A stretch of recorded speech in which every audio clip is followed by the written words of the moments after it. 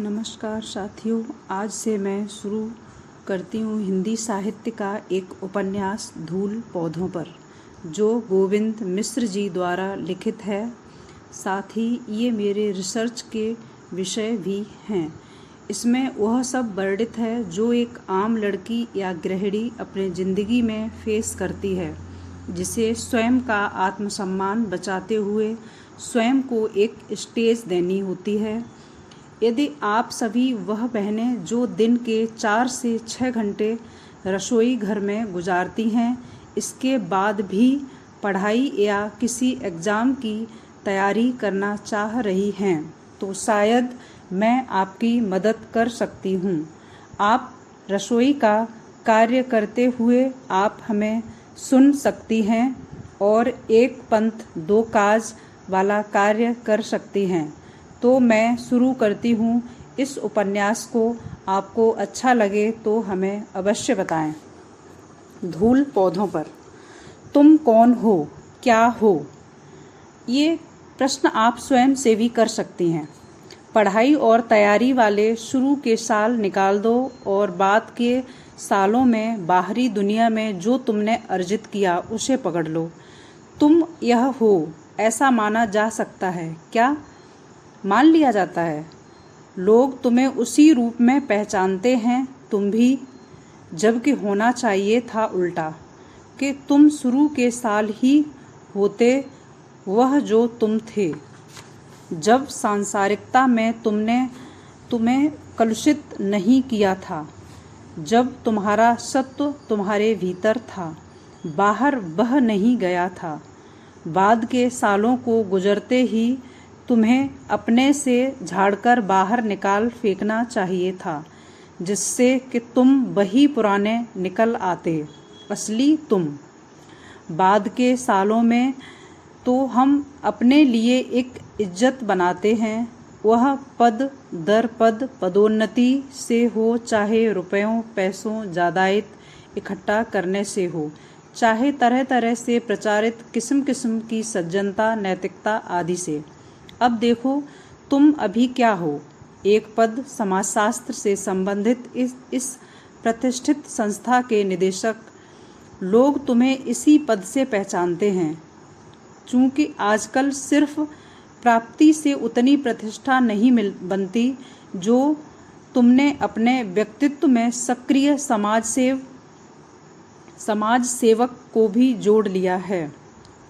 जब चाहे उस पर टंग लिए बाहर दिखाने के लिए कि देखो तुम पद के अलावा भी कुछ हो, तुम समाजसेवी संस्थाओं से जुड़े, इसके लिए तुम्हारे भीतर कुछ रहा भी होगा, पर कशिश कहाँ भी उसी चीज़ की थी, इज्जत यश।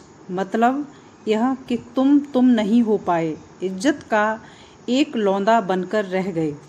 आदमी होने की बजाय एक तस्वीर जिसे तुम खुद ही इधर उधर जिधर जब जरूरत हुई सरकाते रहे हो। कुल मिलाकर यह तस्वीर एक कुलीन, सांस्कारिक, संभ्रांत, समृद्ध, ख्याति प्राप्त, इज्जतदार, पढ़े लिखे बौद्धिक की है, जो देखने में भी आकर्षक है, माने हर लिहाज से पूर्ण तस्वीर, जिसका जो पक्ष जब चाहे तुम ज़्यादा उजागर करके आगे बढ़ा सकते हो। उम्दा जीवन के लिए उतना ही उम्दा नुस्खा। अपनी सुविधा के लिए तुमने ऐसा भी बना लिया है कि जो तुम दिखना चाहते हो वह सब बताना न पड़े, यहाँ तक कि वह बंदोबस्त तक भी दिखाई न दे। इतने स्वाभाविक ढंग से यह प्रतिष्ठापूर्ण व्यक्तित्व तुम्हारा पर्याय हो गया कि तुम इसको भेद भीतर का कुछ जानने की ज़रूरत तक महसूस नहीं करते। पर कभी ऐसे मौके आते हैं कि हल्की चटक उभर ही आती है, तुम्हें दिखाई भी दे जाती है।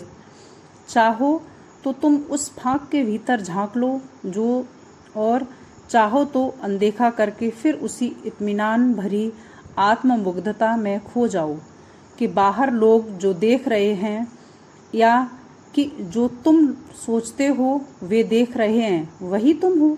ज़्यादातर तुम यही तो करते हो। एक विभाग का बुलावा आया कि तुम वहाँ आकर छात्रों को संबोधित करो। 2 लड़कियां बुलाने आईं। तुमने टटोल लिया कि तुम्हें सुनने जो बैठेंगे वे बहुत नहीं होंगे। तुम भीतर से भड़क गए। क्या मेरी ख्याति यह है कि कहीं भी पहुंच जाऊं?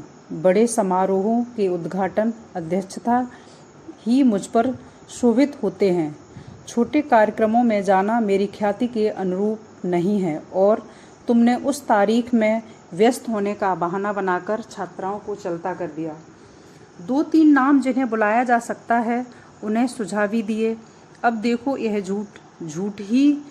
झूठ भी तुम्हारा हिस्सा है और अपनी ख्याति पर रस ले लेकर चिपका।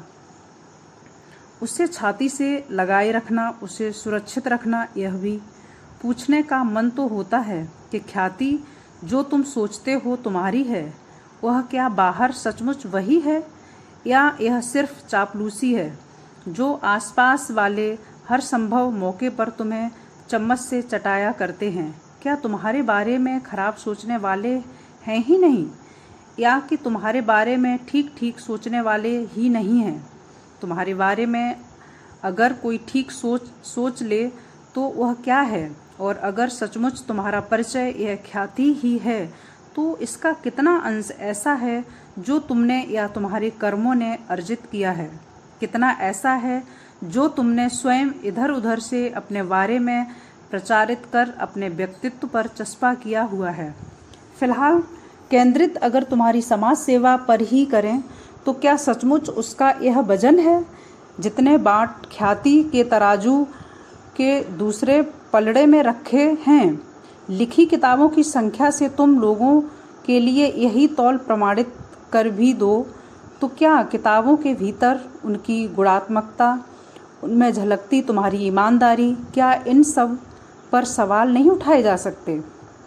वहाँ कितना सचमुच लेखन है, कितना सिर्फ शब्द जाल।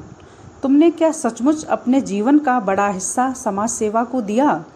उसके नाम पर जो किया, क्या उसमें अपना सत्व, अपना श्रेष्ठ उतारा, या जो किया नहीं किया उसे लिखा भी? इस तरह एक चीज़ के 2-2 बार भुंजाया। समाज को बदलने, उसमें हस्तक्षेप का आडंबर तुम चहुं ओर घुमाते रहे, अपने को भी उस प्रतीति से बहलाते रहे। पर क्या तुम्हारे भीतर समाज का व्यक्तित्व के लिए सचमुच पीड़ा थी, या उसे सिर्फ अपनी ख्याति के लिए इस्तेमाल करने की कसम थी? चलो मान भी लेते हैं कि श्रम आचार प्रचार का तुमने नहीं किया। इत्तेफाक की अच्छी चीज़ें तुम्हारी यह तस्वीर बस गढ़ गई, तुम्हारे इर्द गिर्द उग आई। पर पार्टनर, यह तो सही है कि तुम इस तस्वीर को लिए घूम रहे हो। उसे नकली जानते हुए भी उसे अलग नहीं करते खुद से, अपने लिए भी नहीं। नकली से चिपके रहना तुम्हें सुविधाजनक तो लगता है, वह न भी सही तो आलस्य में तुम उस तस्वीर से चिपके बैठे रहते हो। उसे छोड़ने में श्रम है, तकलीफ भी है, यूं कि वह भीतर तुम्हारी तहस नहस दिखा सकती है। तुम उसे देखना नहीं चाहते। दिखावा, पोज, इसे लिए तुम कब से चल रहे हो। अभागे हो कि तुम्हारी जिंदगी में कोई ऐसा व्यक्ति नहीं आया जो इस आवरण को चाकू से फाड़ कर रख देता। अफसोस कि अपनी तमाम बुद्धिमत्ता के बावजूद तुम ऐसे ही बिना अपनों को देखे संसार से चले जाओगे, क्योंकि आईना तो तुम्हारे सामने रखा ही नहीं गया। तुम कहो भी कि तुम्हारे साथ यह ज्यादती है, पर यह सच है कि तुम्हें लोग तुमसे नहीं उन चीज़ों से पहचानते हैं जो तुमने उस तस्वीर के सहारे अर्जित की हैं। उस देश में जहाँ लोगों को शौच के लिए भी ढकी जगह मुनस्सर नहीं, वहाँ यह बड़ा घर, सामने का यह लॉन, आवाज़ करते खुलता हुआ यह लोहे का फाटक, पोर्टिको के नीचे खड़ी यह कार, और इनसे अंदाज हो जाता है कि उस बैलेंस का जो बैंक में तुम्हारा है, लॉकर जो तुम्हारा निश्चित होगा, यहाँ और दूसरे शहरों में जायदाद भी होगी।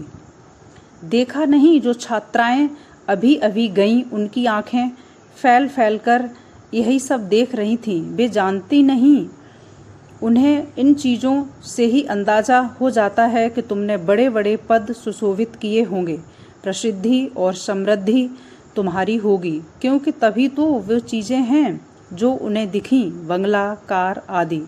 वे समाजशास्त्र की उच्च शिक्षा की छात्राएं भले हों, पर उन्होंने तुम्हारा लिखा धेला भर नहीं पढ़ा, तुम्हारा कोई काम ठीक से नहीं जाना, तुम्हें कभी बोलते नहीं सुना, पर उन्हें अंदाज़ा है कि तुम बड़े आदमी हो।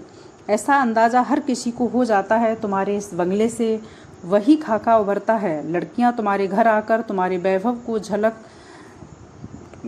की झलक देखकर आतंकित हुईं और मान बैठी कि तुम सचमुच वही हो जो कहे जाते हो, उच्च स्तर के बौद्धिक प्रतिष्ठित समाजसेवी। जब तुमने उन्हें मना किया कि जब तुम उनकी नज़रों में 2 बलिस्थ और ऊपर उठ गए, लेकिन अपनी नज़र में भी उठे क्या? नहीं ना। और यह तुम्हारे बहुत नीचे कहीं कुलमुलाता रहा। बरामदे से तुम लड़कियों के बाहर जाते देखते रहे। लोहे के गेट ही बंद होने पर जो आवाज़ होती है वह सुनते रहे। थोड़ा प्रमुदित होते रहे कि उन्हें मना करके तुमने अपनी कीर्ति में और इजाफा कर लिया है। आगे का नेक्स्ट एपिसोड में। Thank you.